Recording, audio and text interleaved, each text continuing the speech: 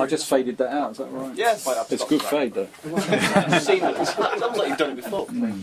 Well, so we were in Studio 2 earlier and somebody asked us if any of us knew how to use Pro Tools. Is that still? Did you stop that, by the way? Still gunning. There was Phil Harding, John Leckie, me, Tony Harris, no. everyone there, and we went. Yeah, I think from between us we could probably work it out. Are you in?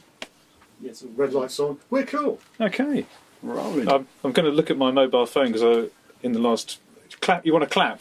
Please. Round of applause for John Leckie, please.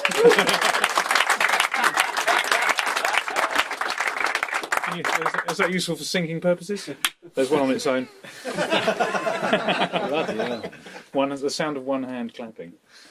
So I'm going to be looking at my mobile phone because during the last 5 minutes since I got the brief on what we're meant to be doing, I've made some copious notes. So here we are. We're in Abbey Road, Studio 3. Yeah. I'm George Shilling, and this is John Leckie. And you started work here in 1970. 1970, February 15th I started here, yeah. Yeah. Ken Townsend gave me the interview and phoned me up a few weeks later and said, can you start on Monday? So, yeah, and that's it. I haven't looked back. I haven't had a day off since. And you got the job based on your hair looking a bit like mine? Yeah, that's right. Yeah. They looked me up and down. I had me loon pants on and me Kensington Market T-shirt and hair like that. And you got the job. I'm still working on it. Because everyone else, of course, was in suit and tie and quite smart and stuff. I mean, there was a few other people young. I was 19, just coming up to 20 when I started. So, and yeah, the funny thing was that on a Saturday you see all these people in the week, you know, with suit and tie on. But on a Saturday they'd come in and they'd have a little roll neck jumper or a cravat or, you know, a polar neck on. So, and sometimes when you see pictures of old Abbey Road session, you can see engineers that haven't got a suit and tie on. You go, I bet that was a Saturday, you know.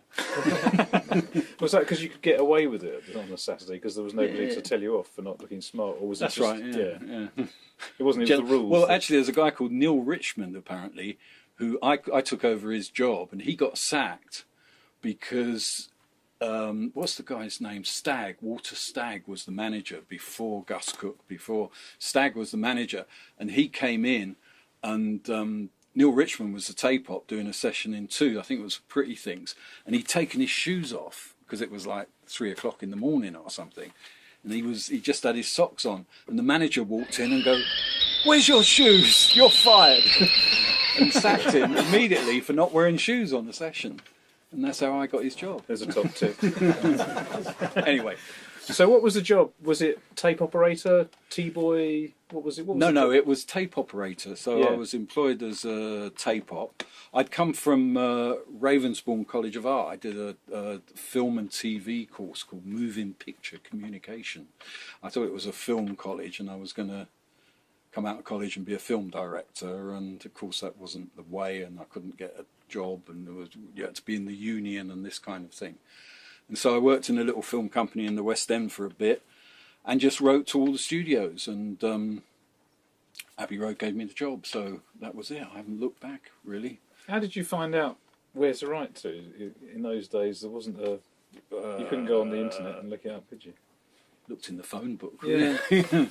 Yeah. Did you accidentally write to a few fashion studios and photography studios? No, I worked managed at to work EMI out? recording studios, Decca, Broadhurst Gardens, Olympic, and that one in Portland Place, ICP, is it called? IPC? IPC, not IC. IPC, yeah. So yeah, there was only 4 or 5 studios. So. Oh, I see, right. It wasn't like the Music Week directory when I was trying to do it in the 1980s. No, there was hardly any studio. But, so yeah, I got the job as a tape op, and basically my training was you sit there and watch, don't touch anything, and just watch what's going on. So I'm off to ask what the first session was, and I think it was Procol Harum doing the Salty Dog album in Studio 2. Engineers at the time would have been Peter Bown, who taught me a lot, used to let me do things. The best thing about Pete Bown is he'd been here since before the war. I think he got the job with Stuart Elton. The pop engineers were Peter Bown and Stuart Elton. And there was quite a sharp division between pop and classical. I mean, they even had different EQs in those mixers back there. If it was a pop session, they'd put the pop EQ in, and if it was a classical session, they'd strap in yeah, they were plugins because you actually plugged them into the red desk there. Yeah. And in the same way that the engineers, classical engineers would never do a pop session, and pop would never do a classical session. So you mainly did the assisting on the pop sessions, did you? Yeah. No, well, I did, and classical. So well, you would basically do whatever you were put on. So you might, for instance, be put on Pink Floyd, which, I grabbed the chance to do any underground bands, I'd be on them, like a shot, like put my name down. And you could put your name down, or you were told. Very often you were told to do tape hopping on a classical session, for instance, in Studio One, which would have been Chris Parker. I think Lester talked about Chris Parker, Bob Gooch, the classical engineers, classical producers, and they were all recorded. I remember I did a series of, as a tape op, a series of Sir Adrian Boult doing Beethoven symphonies for HMV in Studio One. And I think I spent the whole of 1970 mornings, every morning, tape hopping that. And when I met Nigel Kennedy, and Nigel, and I told him I'd done this, and Nigel was just like, oh man, it was like, this is fantastic. They were the greatest recordings ever of Beethoven symphonies, which was done down there, and they were all recorded stereo, straight to stereo, and you'd have two machines. At that time we were actually running A62s, which you don't see much now, not A80s, they were A62 Studers at 15 without Dolby. Yeah, Dolby wasn't even invented in those days, and you'd run two of them as a master and just log what movements, the numbers on the score, and what your timer was, and then they'd come in for a playback. And the first thing you learn on a classical session is not to cough during the playback, because they all come in and there's playback, and you might play a whole movement back, so it might be a 20-minute playback, and you're sitting there and you're dying to go to the toilet or something, or you're dying to cough, and you can't because everyone's like studying the scores and things. So if they hear a cough, they think it's on the recording. They think it's on the recording, yeah. And then sometimes you do operas, when they'd record 4-track on J37 opera, which would basically be stereo orchestra and stereo voices. So all the soloists and the choir would be on 2 tracks, and the orchestra would be on another 2 tracks. But recorded simultaneously? Oh yeah, recorded simultaneously, yeah. And would each singer have their own mic? The singers would move across the stereo as per the instructions, the stage instructions for the opera, so the singers would move. And it was all done, it was more or less 2 straight stereos. Yeah. But you had the option to mix, you see, and mixing involved putting the faders level and listening to the whole side that had been edited by the editors. So there was a team down the side of the building there. There's the ramp down to Studio One. There's 3 rooms there. I think they've now built a studio, but they were 3 editing rooms, and there were 3 guys there. David Bell was the main editor, and they were classical editors. So there was so much classical work going on that you'd record it all in sections and bits, and then the producer would give the editor the score and all the tapes, and he would just edit according to the notes, and but before that, of course, there was a playback, and one of the worst things for a tape op to be put on, if you're into the music, it's one of the best. But you'll be put on a week's playback, classical playback, which would basically sit in with a classical producer, and he'd go, play me take 56. So you'd have to find take 56, spool it forward, play take 50. Now play me 24, and you spool it off and find it, because no one else could touch the masters. The only way of playing back was to play the master tape, because there was no copies, there was no CDs, there was no cassettes. It would, if you'd have a 7.5 copy was really the playback thing, and so the only way the producer could hear the takes would be to have a playback, and the only person that could handle the tape was a qualified person, being the tape op. So that was often like, you'd go up to Vera's room and she'd put you on a week or 2 weeks, 9 till 5:30 of solo violin or something, or some German woman singing or something, for every day for 2 weeks. You'd do that, and then the next day you'd spend all weekend staying up all night with Pink Floyd or Edgar Broughton Band or something, So yeah, you do anything really, which was great learning experience. So you could record big orchestras, you could record rock and roll bands, and you could record Danny LaRue. If anyone knows who Danny LaRue is, they're often sessions. Yeah. Obviously, Lester's sort of told us all about the microphone collection here, and you obviously got to see people using them and then sort of learn what they sounded like, presumably, from observing what mics people would use on different instruments. Yeah, of course. Unlike, and also we were saying earlier about how people sort of kept their secret sort of techniques, whereas now we're telling everybody how you did it.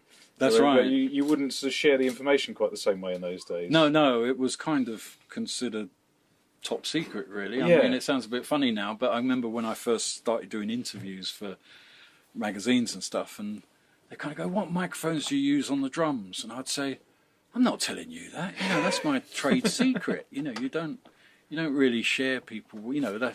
That's your trade secret, your special little secret weapon that you would get out. I mean, I know it sounds mad, but things like putting the vocal through the Leslie. I know bloody Jeff Emmerich did it with Tomorrow Never Knows, but I didn't know that. I didn't know that's how they got the vocal sound. No. It was just a trick that I knew, that at the back of a Hammond C3 there was a phono socket, and if you got a XLR to phono and plugged the mic in and plugged it into this phono socket, your voice came out the Leslie, which was fantastic. Yeah. And only you didn't tell anyone else that. That was your trick. I think even 20 or 30 years after that, it was still, people were still quite secretive about things. And, and I've experienced, I was telling you about, a famous engineer who, I went to have a look at the mixing desk and I was looking to see what all the knobs did, and he peeled off the strip. Yeah, he thought I was looking at what his EQs were. What his EQs were, yeah. As if that was going to help me. Yeah, that's right. Yeah. But there are no secrets, are there now? No, not really, no. But it never comes out the same. There's no point in saying, this is the mic I use. I always use a D20 and on a bass drum, but it doesn't mean to say you're going to get a John Leckie bass drum sound just because you're using that mic, or even reverbs or something. It's all a bit irrelevant, really. Absolutely. I think when first time I interviewed you, or second time I interviewed you, I think I must have interviewed you about 6 times now. So I think I said, I've just got a D19C. If I put it over the drummer, will it sound like Ringo? And you said, no, it will sound shit. That's right. Because it's a crap mic. Yeah. But you always see those photos of Ringo in here, don't you, with the D19C hanging over his head? Yeah. If you've ever seen a picture of the Beatles in Abbey Road. That was what they used. That's right, yeah. It sounds pretty good on the records. Well, it's because it's a robust moving core mic. And, I mean, Lester said about dropping a D19, but they're a robust, like a 58, really. I mean, you can throw it on the floor and swing it around and bash it, and it's still going to work. You can't do that with... You can't do that... Well, you can do it with a 58 or a 57. You can, like Roger Daltrey, you can do that. But you wouldn't do it with an 87 or a 47, would you? Be after your blood if you did. I know. So I gather a lot of your early sessions were actually in this room. We're in Studio 3. That's right. Yeah, we were going to talk about 3 the way it used to be. Would that have been? Because did you do some sessions with Mickey Most as well? Yeah. Would that have been in here? Yeah, usually in here. Yeah. What was that? What was he like then? Mickey Most was fantastic. Actually, I learned a lot. The thing I learned from Mickey was about the song. Really, forget about the engineering and the sound and all that shit. It's about the song and the vocal and the mix. He was fussy about the mix, but he'd bash it down. I mean, we're talking 8-track and doing 4 songs in 3 hours with a 20-minute Musicians Union tea break, and you've got to be ready to record at 10, and the drummer doesn't show up till 5 to 10. So, at 5 to 10 the studio's empty, session's going to start at 10, and 3 minutes to 10 everyone comes in. Right, we're ready. And you're late. So you got to be ready too, and you learn how to do that. That's what your job is, and you don't fuck up, or else you don't you get fired, or they don't ask you to do it again. And it's also a challenge, to record 24 musicians on 8-track in 4 songs in 3 hours. And next week it's Top of the Pops, literally. Next week, Susie Quattro, boom, it's number 1. So. There wasn't a lot of faffing about with computers and mixing and all tuning and all that stuff. You just got great musicians and great vibe and did it all in here. So yeah, this area was quite different. This room wasn't even here. I mean, I don't know how many people know about this, but the control room, the whole studio was round the other way. The control room, that booth at the back, was actually, it goes back further than that. And that was the control room.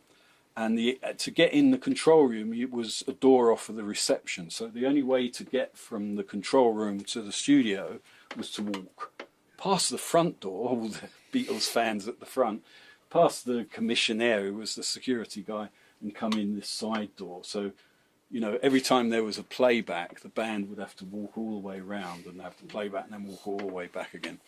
The studio was quite dead. It was all acoustic tiles, low ceiling, acoustic tile, low ceiling. And the interesting thing about that control room, of course, is it's the only room in Abbey Road that's got daylight. So the windows, if you go in that booth and just look, you'll see a little bit of a window. And it's got an old frame, small window frame, because from the outside of when they built this room, they couldn't change the outside appearance of the building, so the window frame's the same. But you've got to remember, the Beatles sat in there, and their only access to the outside world was looking out of that window at people going over the crossing. So maybe that's how they got the idea of them on the crossing, was because that's what they looked at all the time when they were in this studio. And this studio, this room, so the studio ended probably right where we're sitting, I think. And this room was not really used. The only thing there was always access to that door, and there used to be the sound effects cupboard. So the guy called Stuart Elton, he had the sound effects. His little thing was going out and recording trains going past, and there was always a sound effects library, but a lot of it was in mono, and Stuart and Alan Parsons as well doing Money. So Alan, the Money loop on Money was Alan recording clocks ticking for the sound effects cupboard, you know. But you basically had let's just laugh. And you remember, you used to have the sound effects cupboard here. So very often, you know, you'll be doing an album and you go, hey, it'd be great to have the sound of seagulls, wouldn't it? So you rush off to Stuart's sound effects cupboard and get these things out. You know, and the beat, of course, Sgt. Pepper's full of Abbey Road sound effects from that cupboard. Right. But this room here is interesting because there was a window there, and there was no window, it was just a door, so you couldn't see into this room. But there's some pictures going around that people might have seen of the Beatles with a Moog synthesizer, with a Moog synthesizer, and it's one of the big Moog, what they call 25s now, big Moog synthesizer, and I think it belonged to Mike Hugg from Manfred Mann, because you got these pictures, and there's Jeff Emerick standing. I think it's when Jeff Emerick passed away, they kept showing these pictures of the Beatles with the Moog, and Jeff and George Martin there, and Tony Clark sitting in the background, and it's in this room right where all you lot are standing. That's where it was. Yeah. And it was never an isolation room because there was no visual contact.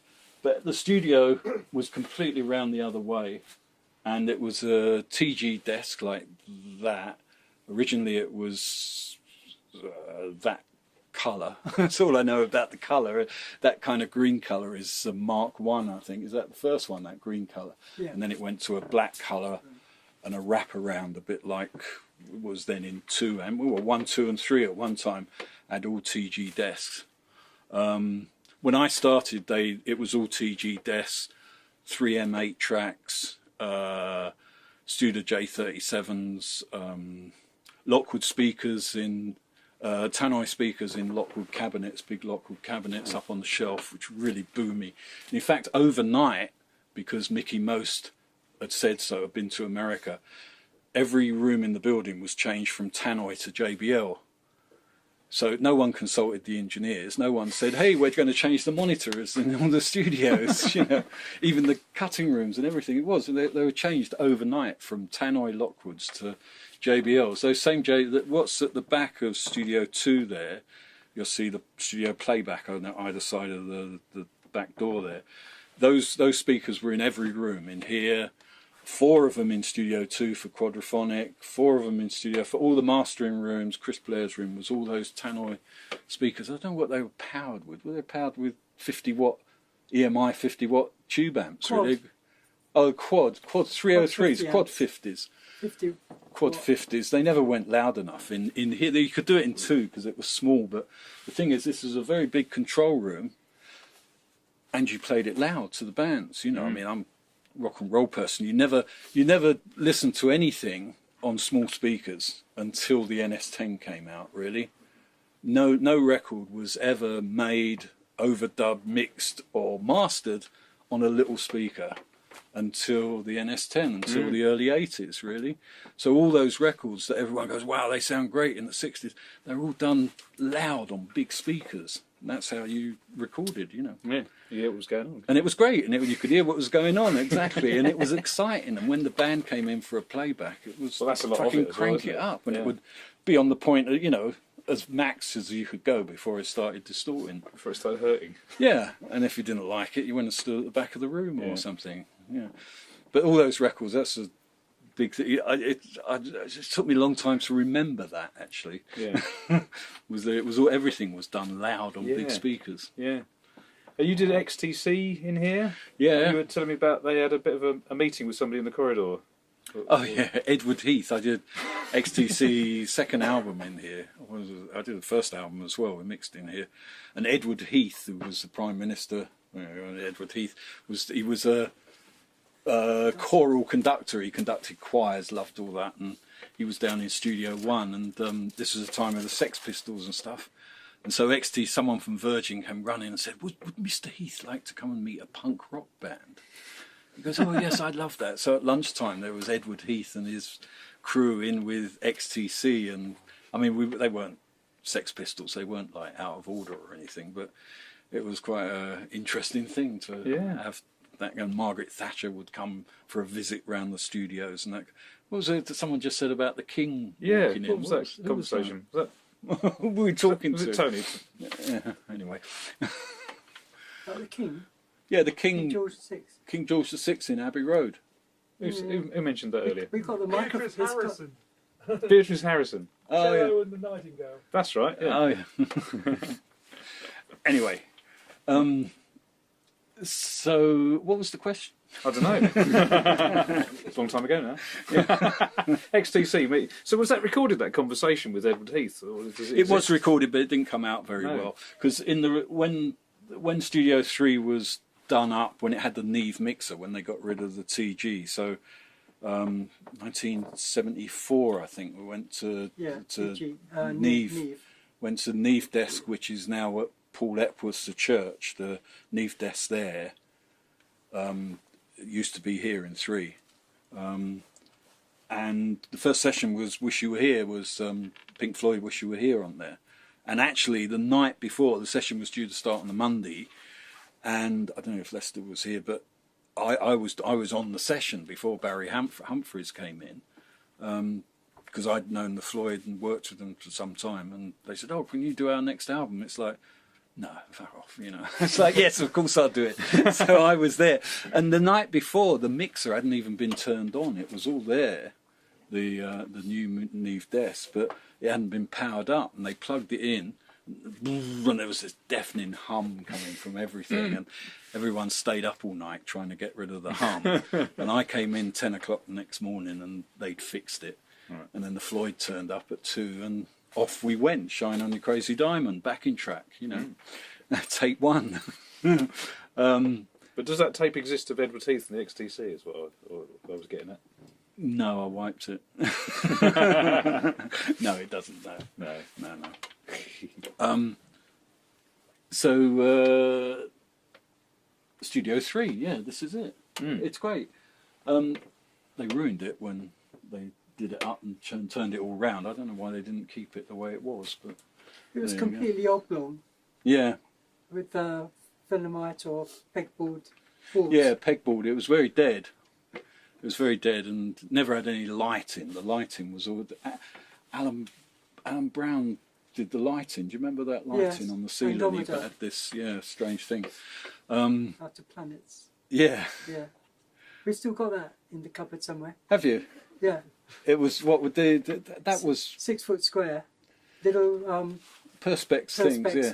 heads, different diameters. Yeah, they made this in their spare Looked like time. the heavens and the Andromeda. It was an Andromeda. It was a galaxy, a spiral galaxy, all done with perspex, little holes put in with a light behind it, and they put it up on the ceiling. So when you looked at it, it was this spiral galaxy, but it was really tacky. It was really horrible, and that was what you had to look at. It was the future. Yeah, this is 1974, wasn't it? Yeah. So things have changed a bit since then. There's about 1 million channels on this desk. There's 1 million channels, yeah. And then there's more mic preamps in the wall over there. Hundreds of them, yeah. Leave ones and all sorts going on. And outboard, we never had. We did have outboard in 3. The only outboard we had actually were Keepex and Game Brains, and Fairchilds and Outex. Yeah. And of course on the TG desk you got compressors on every channel. So they kind of said, well, you don't need, what do you want limiters and compressors for? You've got Fairchilds. And did you have echo plates, EMT plates? And 4 EMT plates. And springs? No.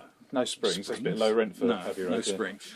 You had 4 EMT plates which you could patch around anywhere, but you also had 3 chambers. So each studio, there's chambers 1, 2 and 3. And on the roof here, if you go up to the top floor and when you come to the top of the stairs, straight ahead of you is a door which unfortunately is locked, but it was always left open. And you could climb out on the roof there. And on the roof is still there is a little, a very short tiled room, which is number 3's chamber. Right. Number 1's chamber was under the front of the house, under what used to be room 42. Yeah, it used to be the stable for the horse. Was it? Is that what that Back chamber in was? 1840, Oh, right. when the house was built, Yeah. the front house. So Stables. before EMT plates were invented, each studio had its own echo chamber. And again, you could patch between them. So if you were doing a mix in here, you could use number 1 or number 2 chamber. You could have 4 plates and 4 chambers if no one else. And very often you did. Yeah, I mean, effects-wise, all you had was plates, chambers, and tape echo, and tapes going, on vari speed and that kind of thing. And when you think about how much is written on the internet about the merits of different mic preamps, I was saying earlier, I didn't even know the word mic preamp for the first 10 years of my career because you just turned it up on the top of the desk, didn't you? That's right, yeah. You just used what was in the desk. And you used the desk. I mean, you either went to that studio or what you made. Yeah. The record you made had the sound of that desk, and I'm still a great believer in that, actually. I don't like using loads of external outboard gear and external amps, and, or you've got to have a Neve on your guitar and you've got to have a Focusrite on your bass drum. Well, I find it a distraction. I don't know about you. You sort of, there's more chance of cocking it up if you've got millions of things plugged in. Losing it and that kind of summing thing. mixing as well. Yeah. Plugging lots of things in. But then you don't, and then you come to mix it, and everything's all different. Everything has all got a different colour, you know. Whereas if you record it all on an SSL, it's a lot easier to mix because it's all got a unified. The glue is there, really, is the sound of the SSL or the sound of the Neve or something, or the sound of the TG, whatever that is. That sounds pretty good. We hated TG mixers. Did you really? So glad to get rid of them. Yeah, they're absolute shit they are. Has anyone ever done a session? Has anyone ever made a record on a TG? Well, I did. I worked on Mike Edge's whole record. Mike Edge's had one in his studio in France. Which, that's right. Yeah, he sold for about 2 million quid or something. But I did a couple of sessions with him on that. I thought it sounded great. Yeah. But compared with most of the desks I was, the Amex and things that I was freelancing and using in those days, when we put a tape on and I turned the limiter on every channel because I was like, that sounds great. Oh, that sounds great. I was limiting everything like crazy. Yeah, because it doesn't. And I pressed stop and it went. That's right. Yeah, and the little needle goes up. Yeah. That's right. Yeah. But no, I think we actually secretly hated the TG desk, probably because it sounded good without doing anything to it. And what we wanted to do in the 70s was do stuff, have lots of fiddling and EQ and, being able to have a parametric. I remember getting an Oban parametric and thinking, fuck, look, you can change the shape and all this, and there was all this little, which on a TG you can't do. I mean, it's just bass and treble, really, which is the beauty of it, I think, and why people like it, and the fact that it sounds great going straight through. But at the time, when we got the Neve disc in, it was just like a dream, you know, because you could do all sorts of things, you know. Yeah. But having said that, one thing about the TG that we used to do is you could go, not on that desk, but on the wraparound desk where you got these primary and secondary functions. I don't know if you know that. The channel select thing, if it's when it's on primary, you route to your main faders. So if you've got 16, or I think it's only 16, isn't it? 16 main faders, although they're all identical.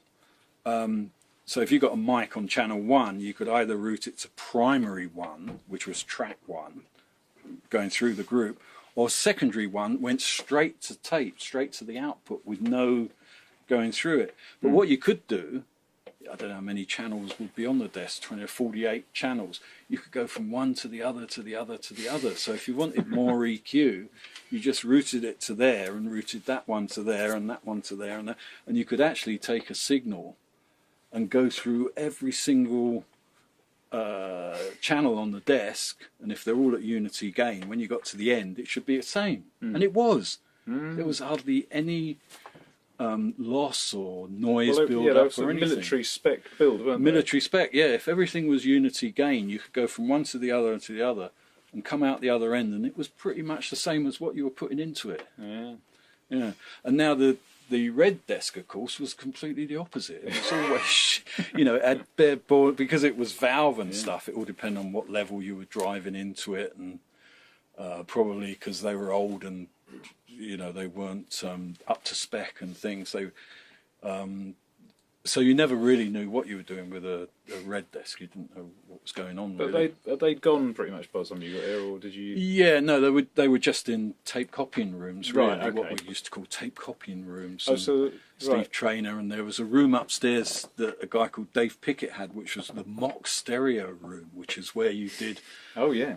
Artificial simulated how was stereo. That done? What was the trick then? What did you do?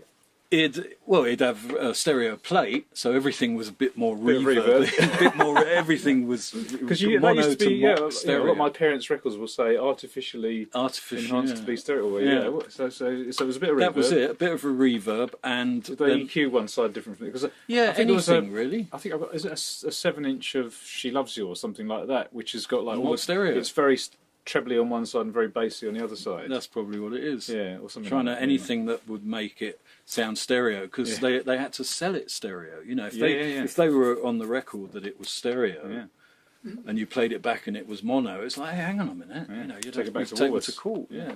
So, and of course they were making more money, you know, because they were selling the same mix, bodged up as stereo, and getting twice as much money for it. Yeah. That's what everyone was hoping to do with 5.1, weren't they?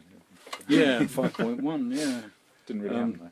No, and then quadraphonic came in. So all these rooms, even the old, when the Neve desk came in, it was a quadraphonic room with 4 speakers, 4 JBLs in each corner, not 5 and a sub or anything. It was just 4 identical speakers, and they built room 4, which is down the corridor next to 2, because 2 was quadraphonic as well. And the room down number 4 was the quadraphonic remix room. So again, it was 4 JBLs with a TG desk, and someone had built some joystick panners and other stuff. And you'd do mixes, you know, like Alan Parsons would mix Dark Side of the Moon in quad, and there must be loads in the archives of quad mixes that, you know, should have come out on SACD or something, which I'd love to hear. Yeah. And you'd do 2 versions. You'd do what was called Discrete, which was mixed down to 1-inch 4-track, which always sounded fantastic because it was 4 individual channels.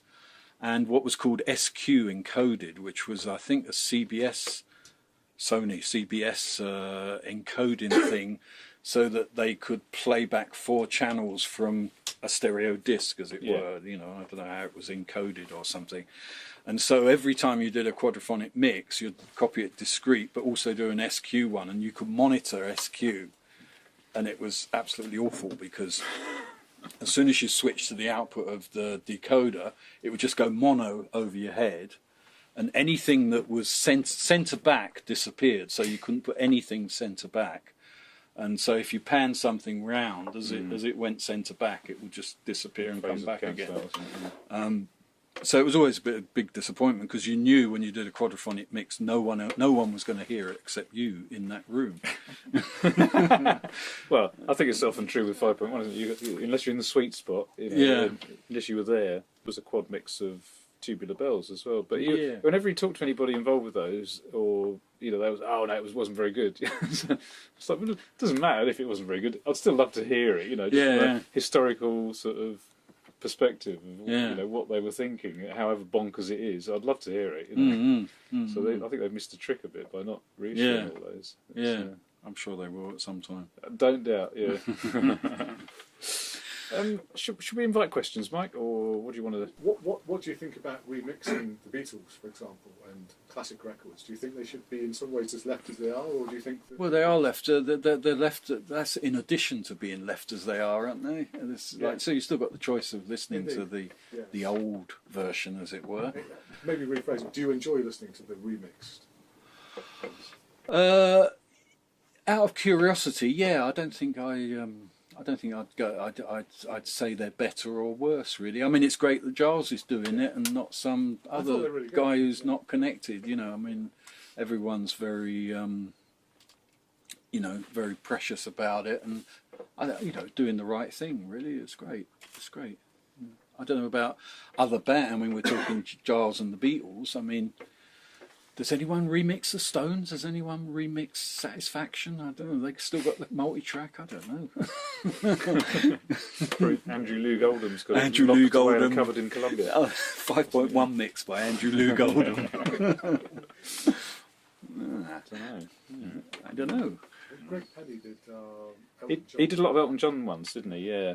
Gus should have done that, really. Well, yeah. Gus did all the mixing for Elton John. Elton was never there. Gus did it on his own.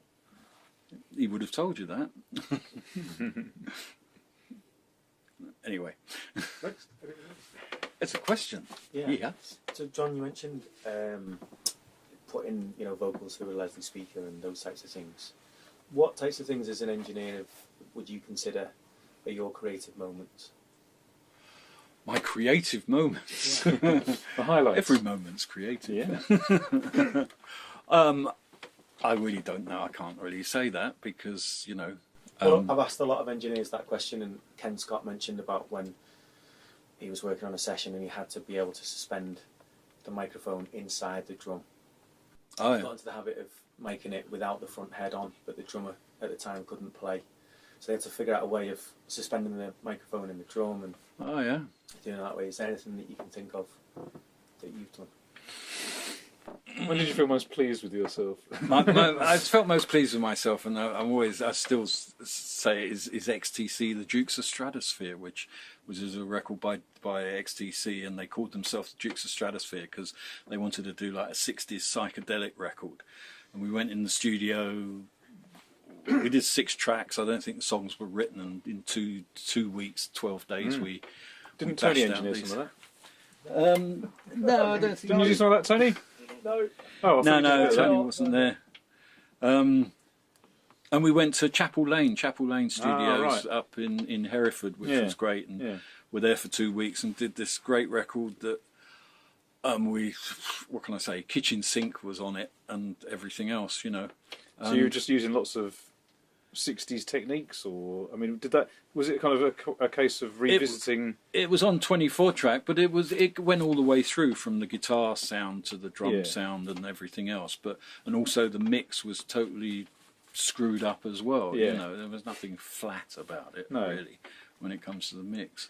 Because was it the fact that you were kind of just doing it for the hell of it, and they were kind of in a position where they could do what they like and have a bit of a laugh? It was a great relief for them because they were under a lot of pressure from Virgin to come up with a hit single. Right. Because that's the big thing. I mean, maybe it's different now. I don't know, but making records in those days, in the 80s, 90s, and 2000s, before streaming and everything else took over, you're always after the hit single. You're always chasing the hit single. Still are. I'm sure they are, but much more the record company, and if the band could do a great album, and if there wasn't a hit single, if there wasn't 4 hit singles, they were dropped and they were out. So, and that had a lot to do with the recording, really. You know, you were much more So how, trying to make things great. So they had enough hits then that they could warrant going and having a bit of a laugh and doing the Dukes of Stratosphere. Yeah, yeah. They never had enough. They'd recouped, and they were like, they never recouped. No, I didn't think it, didn't they? They spent it all on videos. Nearly all bands in the 80s never recouped because of the video costs. You know, and that used to come out of producers' fees. You had to sign in your contract, but you know, I always used to cross it out, and they'd give you this big contract about how much royalties they were going to give you, and right at the end they'd say no royalties will be paid until all recording and video costs are recouped. So you know, you could bring your record in under budget, and then you'd go off and spend £500,000 on a video, and so you never get anything. Well, you had SAFTA batting for you for that, didn't you? Well, I'm sure he'd be onto that, wouldn't he? In the contract, you just cross it out, and they don't know. You know. Anyway, because when you went freelance, you were managed by SAFTA for a long time, weren't you? And he was your sort of main agent for. Yeah, but I was freelance for 10 years before that. Yeah. When I left here in 1978. And one of the reasons I left here is because they wouldn't hire me out. So I was producing, although I was a staff engineer here, I was producing bands like XTC and Bebop Deluxe and Magazine, the first Simple Minds album, all which I did in this room when it was around the other way.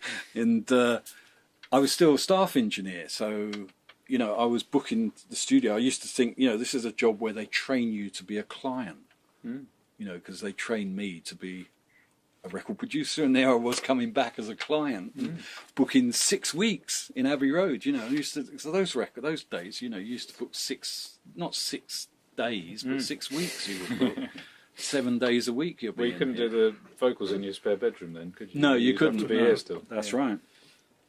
So yes, I'd booked these. I did various albums here for over a period of 3 years, really. And it came, the Virgin, I was doing a lot of work for Virgin, and they opened the Townhouse, and they wanted me to do XTC, which was a Virgin band, at the Townhouse. And so I went to Ken Townsend and said, hey, you know, that band that I was, you know, did the record in 3 last year, they want me to do it at their studio. He said, you can't do it, you're booked, you know, you work for EMI, you don't work for Virgin. And I'm going, yeah, but they'll pay for me. So I went back to Virgin. They said, that's stupid. Just whatever you cost, you know. We'll ask them what your fee is. You know, what your £200 a day. This is in 1978. You know, and they still said no. And they still said no. If you go off and do that record, you can work for an EMI band at another studio, and you can bring other record company bands to Abbey Road, but you can't work for another band at another studio. I'm like, what the fuck are you talking about? Why not? And then I went to Manchester, what used to be Manchester Square, to see if they could make me into an A&R man or a house producer, because we had the house producers in those days. And very often you'd get a band would come in and you'll be the engineer, and the EMI house producer wouldn't turn up. So in a way, that's how I learnt to produce, was because I would be doing sessions, albums, like all the recording, all the mixing and everything, with no producer. And I was just the engineer, and that's how I learned what to do, really. So yeah, so that's when I left, really, and I was on my own. You know, I didn't want to leave, so. But it seems funny now in this day and age that they didn't allow to hire me out. You know, and the day I'm not going to both go on about this, but I had 3 albums in the top 30 and a top 20 single that I'd engineered and produced on the day I left. You know, I had the adverts and XTC and Bebop Deluxe albums and an advert single, Top of the Pops, you know. It's like, no, we don't need you anymore, go away. Thank you, John.